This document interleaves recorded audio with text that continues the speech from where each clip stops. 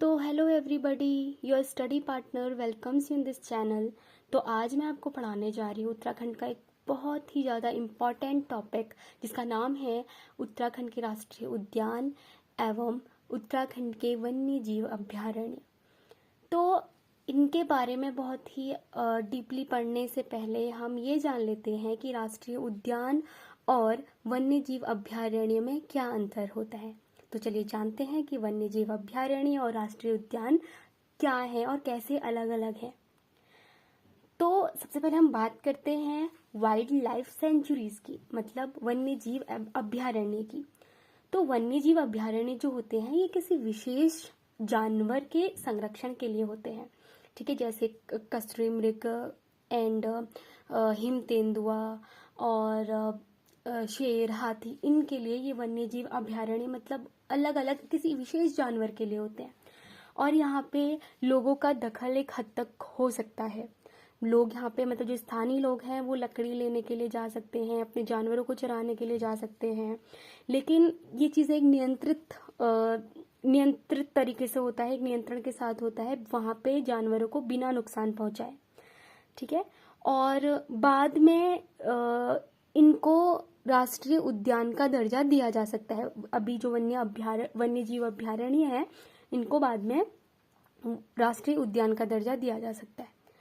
अब national park, राष्ट्रीय उद्यान क्या होते हैं?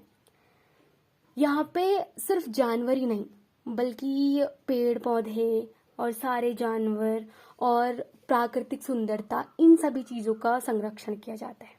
यहाँ पे इंसानों का दखल नहीं हो सकता, मतलब यहाँ पे लोग लकड़ियाँ लेने का, जानवरों को चराने या फिर ऐसे खुले में नहीं जा सकते। और यहाँ पे लोग शिकार के लिए भी नहीं जा सकते। और जो पर्यटन होता है वो भी एक स्ट्रिक्ट रूल्स के साथ होता है, उन रूल्स को फॉलो करते हुए ही पर्यटक वहाँ पे आ सकते हैं।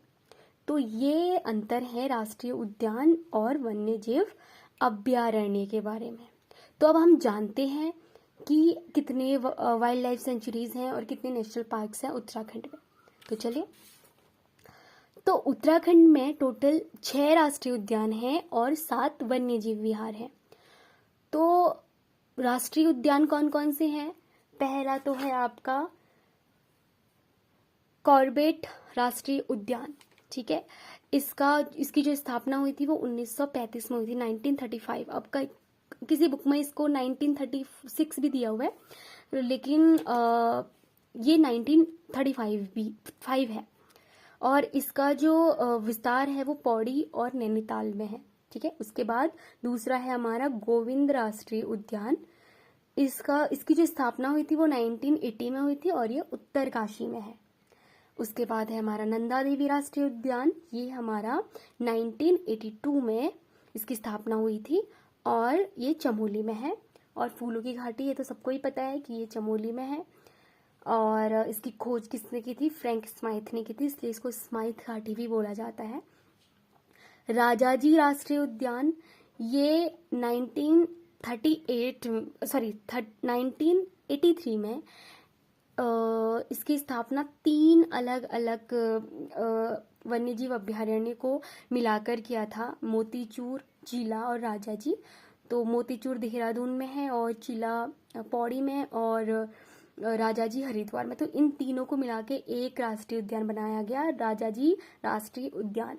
उसके बाद गंगोत्री राष्ट्रीय उद्यान है, इसकी स्थापना हुई थी 1989 में और कहाँ पे? उत्तरकाशी में।